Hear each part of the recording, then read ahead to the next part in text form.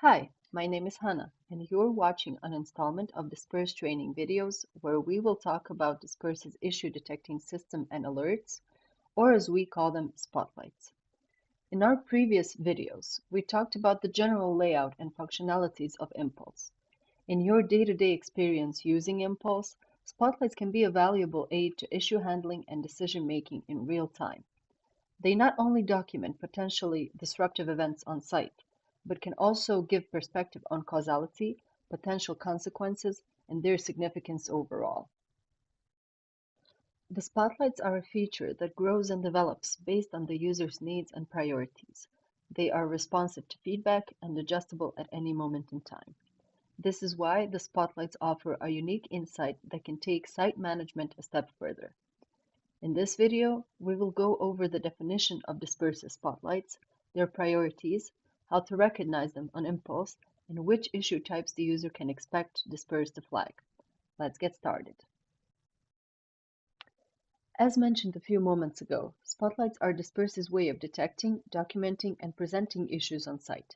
They often act as early warnings simply because of the system's ability to detect discrepancies and deficiencies that might not be immediately apparent when walking the site. If a problem is visually trackable, the system will pick it up as soon as it gets scanned, which effectively means that Disperse detects issues as quickly as 1 day and at most 7 days after they occur. Visually trackable issues include damage, removal, some types of rework, non-conformance of elements, locations, or sequences, and possible delays. When talking about the significance and benefits of spotlights, we need to pay special attention to the spotlight priorities. These priorities will effectively determine which spotlights get attention more quickly, which in turn means that the priority of a spotlight conveys which issues pose the biggest threat to the on-site dynamic, whether by stalling subsequent works or by actively endangering the integrity and functionality of installed elements. With these things in mind, Disperse used the experience of past projects to determine which issues could warrant immediate attention and thus become high-priority spotlights, and which issues are isolated cases that rarely cause severe consequences.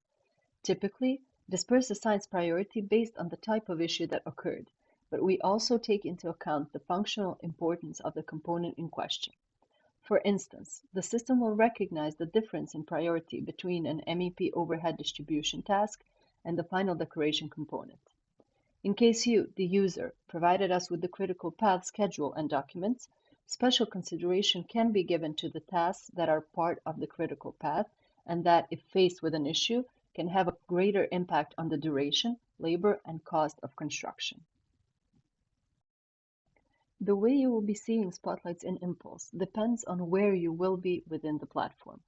A spotlights list consisting of all spotlights that were detected in a given area will be visible at all times.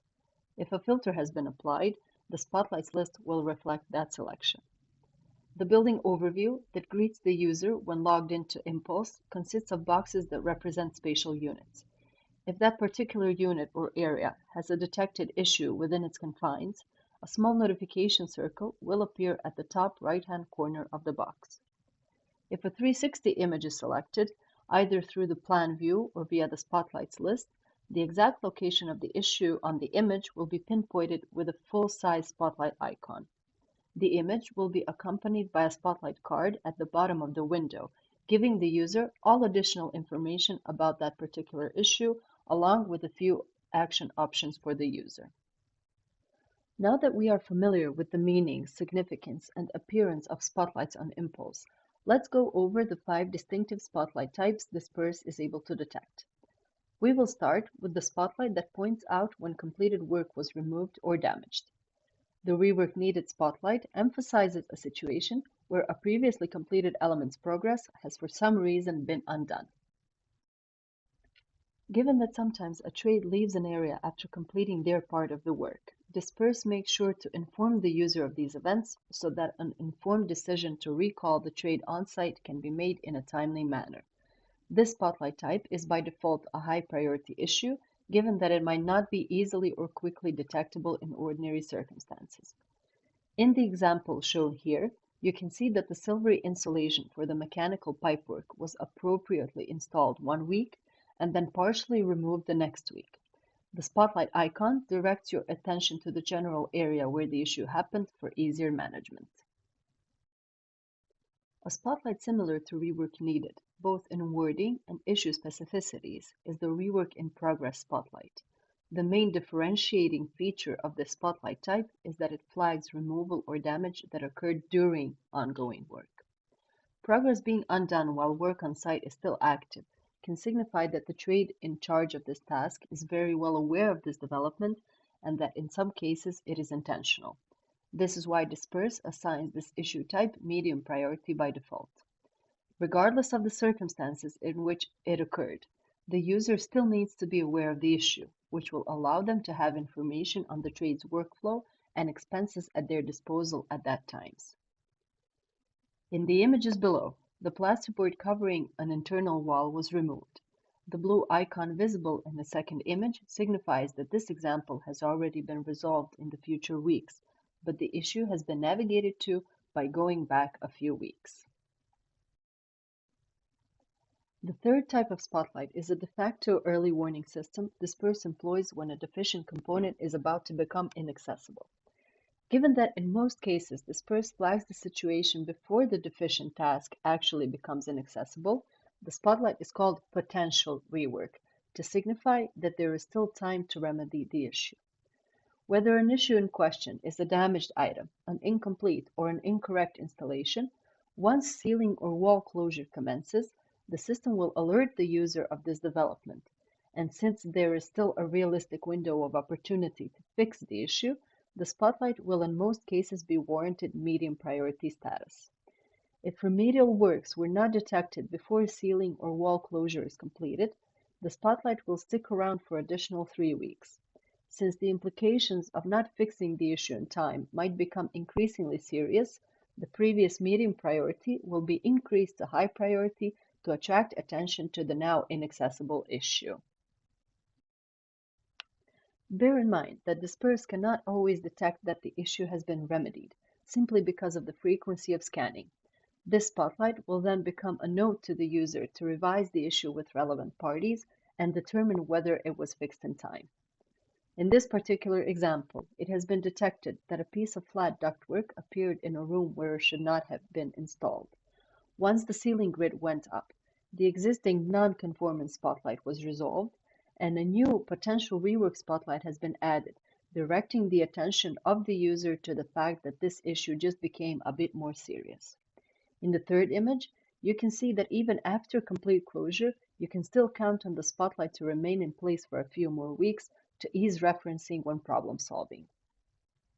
After going through the 3 rework-related spotlight types, it is time to further examine the remaining 2 types, the first one being the potential delay spotlight. This spotlight type highlights situations where from the natural progression of works on site, it can be seen that a small remaining part of the task is still pending completion. When inconspicuous enough, the completion of the remaining work might escape the trade or superintendent, which is why Disperse tries to highlight it before the trade entirely leaves the area.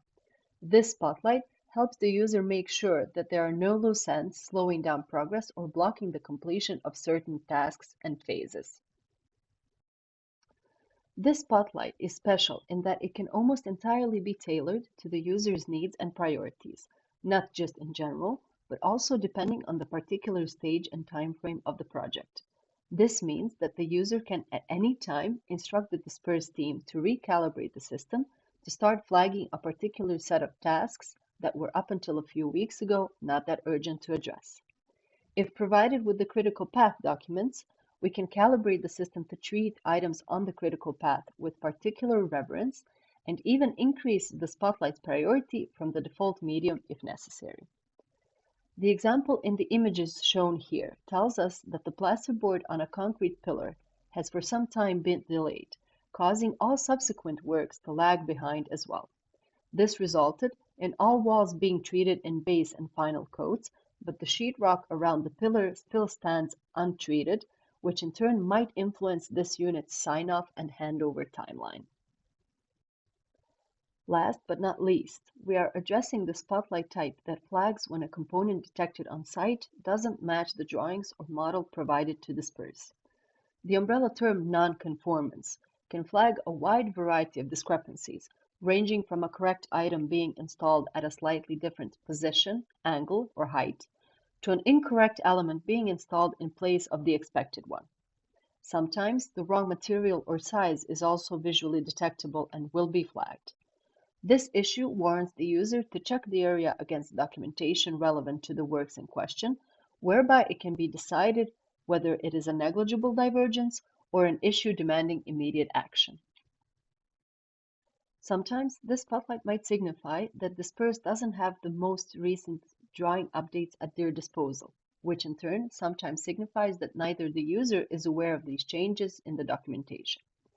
The example shown demonstrates a situation where domestic pipework appeared in a place that was not defined in the relevant drawings, perhaps even meaning that the pipework now doesn't allow for planned elements to be installed in that place before the piping is removed, or that other elements might need to be redesigned to facilitate this change.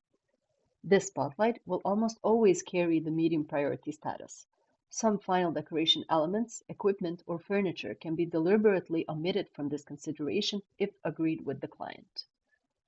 With that, we conclude the Spotlight's types and priorities instructional video. In the duration of this video, we discussed the definition and significance of Disperse's issue detecting and reporting system, as well as different spotlight types, what they signify in real life, and what consequences they might have if left unattended. We explained how each type can be useful to our users when managing the site, and how best to interpret what you find in the Spotlights list. The topic of the next instructional videos will be actually managing and actioning these spotlights in Impulse, as well as relaying gained information to relevant stakeholders. Should you have any questions after watching this video, do not hesitate to reach out to the solution consultant on your project and ask for further clarification. Thank you for watching.